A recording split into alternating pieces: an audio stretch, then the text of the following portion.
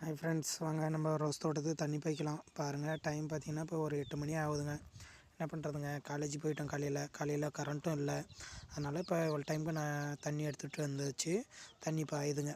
பாருங்கள் என்ன அழகாக இருக்குதுன்னு பாருங்கள். நைட்டில் ரோஸ் ரொம்ப அப்படியே அழகாக இருக்குது, ரெட் கலராக இருக்குது. இப்போ அதுவும் இந்த டார்ச் லைட்டுக்கு அதுக்கும் பிங்க் கலராக தெரியுது பாருங்கள். ஒவ்வொரு செடியிலுமே நல்லாயிருக்கு. நம்ம பூவும் நல்லாயிருக்கு, ரோஸும் நல்லாயிருக்கு. பாருங்கள் எப்படி இருக்குன்னு மட்டும். துளிரும் கொஞ்சம் நல்லா அழகாகவே எடுத்திருக்கு.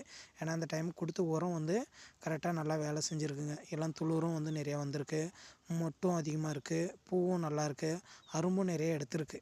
இங்கே பாருங்கள், இந்த மாதிரி இருக்கணுங்க. செடி எல்லாமே இந்த மாதிரி அழகாக இருந்துச்சுன்னா நம்மளுக்கு கொஞ்சம் பார்க்குறதுக்கு யூஸ்ஃபுல்லாக இருக்குங்க.